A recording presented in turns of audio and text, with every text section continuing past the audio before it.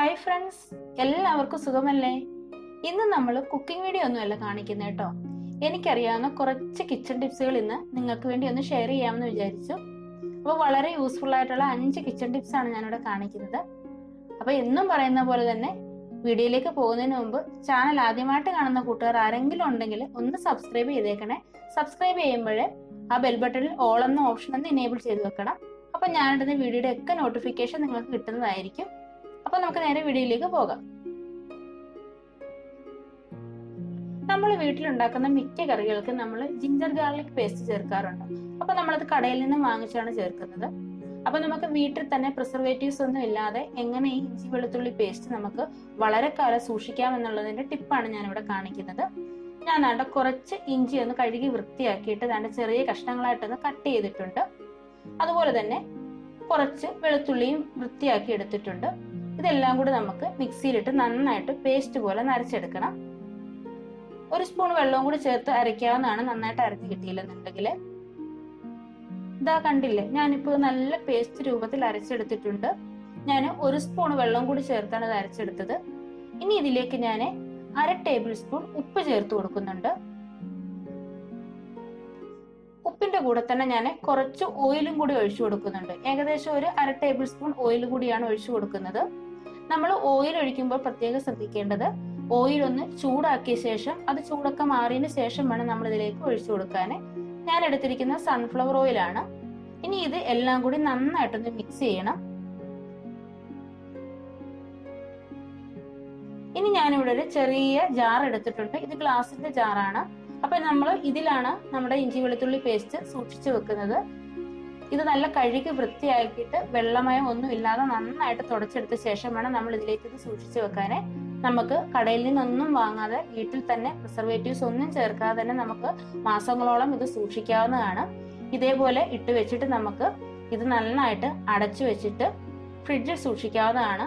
നമുക്ക് ആവശ്യമുള്ളപ്പോൾ എടുത്തിട്ട് ബാക്കി വരുന്നത് ഉടനെ തന്നെ നമ്മൾ ഫ്രിഡ്ജിൽ വെച്ചിട്ട് സൂക്ഷിക്കാമെങ്കിൽ നമുക്ക് വളരെ കാലം ഇത് ഉപയോഗിക്കാവുന്നതാണ്. അപ്പൊ ഈ ടിപ്പ് എല്ലാവർക്കും ഇഷ്ടമായെന്ന് വിചാരിക്കുന്നു. നമ്മൾ മലയാളികൾ നമ്മുടെ മിക്കവാറും ഉള്ള ഭക്ഷണ സാധനങ്ങൾ ചേർക്കുന്നതാണ് തേങ്ങ. അപ്പൊ ഈ തേങ്ങ നമുക്ക് ഓരോ സാധനങ്ങൾ ഉണ്ടാക്കുമ്പോഴും അന്നേരം ചിരകിയെടുക്കാൻ ഭയങ്കര ബുദ്ധിമുട്ടുള്ള കാര്യമാണ്. അപ്പൊ നമുക്ക് ഇത് എങ്ങനെ സ്റ്റോർ ചെയ്യാമെന്നുള്ളതാണ് നമ്മുടെ അടുത്ത ടിപ്പ്. ഞാൻ ഇവിടെ ഒരു തേങ്ങ എടുത്തിട്ടുണ്ട്. നമുക്കിനി ഈ തേങ്ങയുടെ കാമ്പൊക്കെ ഈ ചിരട്ടയിൽ നിന്ന് മാറ്റിയെടുക്കണം. ഞാനൊരു കത്തി ഉപയോഗിച്ചാണ് ഇത് എടുക്കുന്നത്. കത്തി ഉപയോഗിച്ച് നമ്മൾ ഇതുപോലെ ചെയ്യുമ്പോൾ ചില തേങ്ങയൊക്കെ നമുക്ക് പെട്ടെന്ന് തന്നെ ഇതുപോലെ അടർത്തി മാറ്റാൻ പറ്റും. ഇതിന് വേറൊരു ടിപ്പും കൂടെ ഉണ്ട്. ഇത് പ്രയാസമാണെന്ന് തോന്നുവാണെങ്കിൽ നമ്മൾ ഗ്യാസ് കത്തിച്ച് വെച്ചിട്ട് 1 മിനിറ്റ് ഈ തേങ്ങ ഒന്ന് നമ്മുടെ ഗ്യാസിൽ ആ ചിരട്ടയുടെ ഭാഗം ഒന്ന് വെച്ച് കൊടുത്താൽ മതി. അപ്പൊ നമുക്ക് പെട്ടെന്ന് തന്നെ ഇത് അടർത്തി മാറ്റാൻ പറ്റും. ഇതുകൂടാതെ വേറൊരു ടിപ്പും കൂടി ഉണ്ട്. നമ്മൾ നന്നായിട്ട് കുറച്ച് വെള്ളം തിളപ്പിച്ചിട്ട് നമ്മൾ ഈ തേങ്ങ പൊട്ടിച്ചിട്ട് ആ വെള്ളത്തിൽ ഇറക്കി വെക്കുകയാണെങ്കിൽ നമുക്ക് പെട്ടെന്ന് തന്നെ ഇതുപോലെ തേങ്ങ ഈ ചിരട്ടയിൽ നിന്നും ഇളക്കി മാറ്റാവുന്നതാണ്.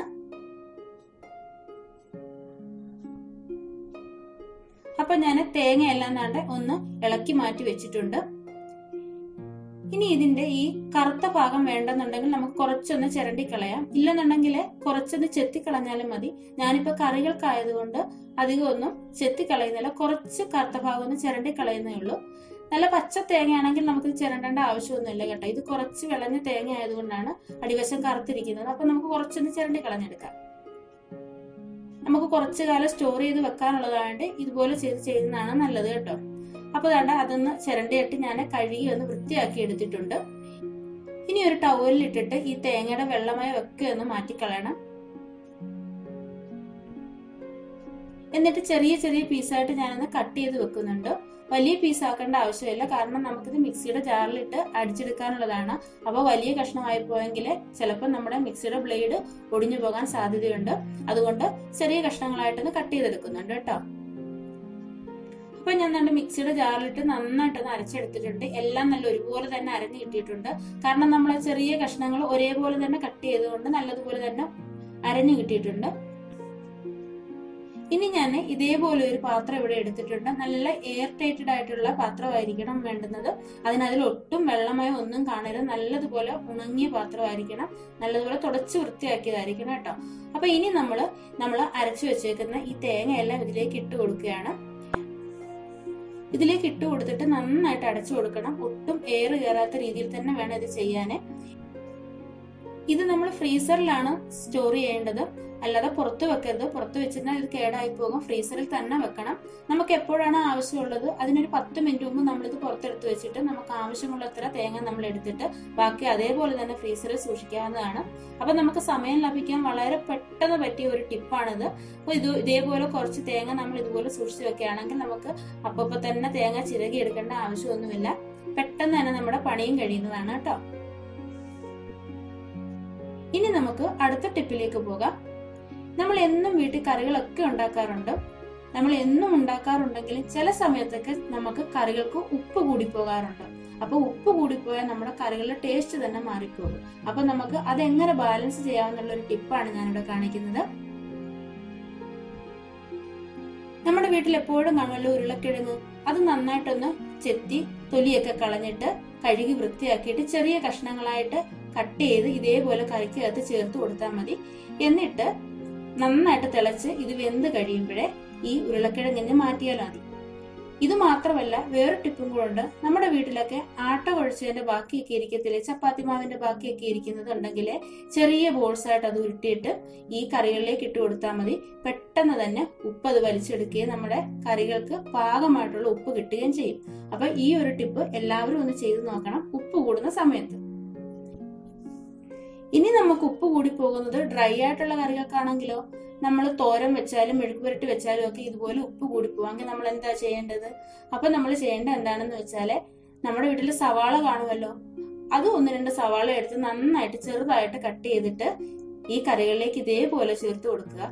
എന്നിട്ട് ഒന്ന് ഇളക്കി യോജിപ്പിച്ചിട്ട് 1 മിനിറ്റ് ഒന്ന് അടച്ചു വെച്ച് വേവിച്ചു കൊടുക്കുക. അപ്പൊ പെട്ടെന്ന് തന്നെ നമ്മുടെ ഉപ്പ് സവാള വലിച്ചെടുക്കുകയും നമ്മുടെ കറികളുടെ ഉപ്പ് പാകത്തിന് തന്നെ കിട്ടുകയും ചെയ്യും. ഇനി നമ്മുടെ അടുത്ത ടിപ്പ് എന്ന് പറയുന്നത്, നമ്മൾ സാധാരണ വീട്ടിലൊക്കെ പപ്പടം കാച്ചി കഴിഞ്ഞാൽ ബാക്കി കുറച്ച് പപ്പടം വരാറുണ്ട്. അത് നമ്മൾ സൂക്ഷിച്ചു വെച്ചാൽ ഒരു 2-3 ദിവസം കഴിയുമ്പോൾ തന്നെ നന്നായിട്ട് പപ്പടം ചീത്തയായിട്ട് വരും. നല്ല ചുമന്ന കളറൊക്കെ വന്നിട്ട് ഒരു മാതിരി സ്മെല്ലൊക്കെ വരാറുണ്ട്. അപ്പൊ നേരത്തെ നമ്മൾ കാച്ചി പപ്പടം പോലെ നന്നായിട്ട് പൊള്ളി വരികയൊന്നുമില്ല. അപ്പൊ നമ്മൾ അതെങ്ങനെ നമുക്ക് സ്റ്റോർ ചെയ്ത് വെക്കാവുന്നുള്ളതിന്റെ ഒരു ടിപ്പാണ് കാണിക്കുന്നത്. നമ്മൾ പപ്പടം സൂക്ഷിച്ചു വെക്കുന്ന കവറിലേക്ക് ഇതേപോലെ 1 ടേബിൾ സ്പൂൺ ഉലുവ ഇട്ട് കൊടുക്കണം. ഇത് പച്ച ഉലുവയാണ്, വറുത്ത ഉലുവയൊന്നുമല്ല, സാധാരണ ഉലുവയാണ്. ഈ ഉലുവ ചേർത്ത് കൊടുത്തിട്ട് നമ്മുടെ പപ്പടം ഒന്ന് ഷഫിൾ ചെയ്ത് കൊടുക്കണം. എന്നിട്ട് നമ്മൾ ഇതേപോലെ ചുരുട്ടി ഒന്ന് റബ്ബർ ബാൻഡ് ഇട്ട് കൊടുത്താൽ 1-2 ആഴ്ചയോളം നമ്മുടെ പപ്പടം കേടുകൂടാതെ തന്നെ നമുക്ക് കിട്ടുന്നതാണ്. ഇനി നമ്മുടെ അടുത്ത ടിപ്പ് എന്ന് പറയുന്നത്, നമ്മൾ നമ്മുടെ വീട്ടിലെ കടലയും പയറും തുമരയും ഒക്കെ സൂക്ഷിച്ചു വെക്കാറുണ്ട്. അതൊരു ടിന്നിലാക്കി നമ്മൾ സൂക്ഷിച്ചു വെച്ചാലും ചില സമയങ്ങളിൽ ഇതിലൊക്കെ ചെറിയ ചെറിയ പ്രാണികൾ ഉണ്ടാവാറുണ്ട്. അത് അരിയിലായാലും അതേപോലെ ഉണ്ടാവാറുണ്ട്. അപ്പൊ അത് എങ്ങനെ നമുക്ക് തടയാമെന്നുള്ളതിന്റെ ഒരു ടിപ്പാണ് കാണിക്കുന്നത്. നമ്മൾ ഇതൊക്കെ ഇട്ട് വെച്ചേക്കുന്ന ടിന്നിലേക്ക് ഇതേപോലെ 2 വറ്റൽമുളക് തണ്ടോട് കൂടി ഇട്ട് കൊടുക്കുക. എന്നിട്ട് നമ്മൾ അടച്ച് സൂക്ഷിക്കുകയാണെങ്കിൽ ഇതിനകത്ത് പ്രാണിശല്യം ഉണ്ടാകാറില്ല. അപ്പം ഇന്നത്തെ ടിപ്സ് എല്ലാവർക്കും ഇഷ്ടമായെന്ന് വിചാരിക്കുന്നു. നിങ്ങൾക്ക് എല്ലാവർക്കും ഈ ടിപ്സ് യൂസ്ഫുൾ ആയെന്ന് തോന്നുകയാണെങ്കിൽ ലൈക്ക് ചെയ്യാനും ഷെയർ ചെയ്യാനും കമന്റ് ചെയ്യാനും ചാനൽ സബ്സ്ക്രൈബ് ചെയ്യാനും മറക്കരുത്. അപ്പൊ നമുക്ക് വളരെ പെട്ടെന്ന് തന്നെ നല്ലൊരു വീഡിയോയുമായിട്ട് കണ്ടുമുട്ടാം. അതേവരേക്കും ബൈ. Thank you.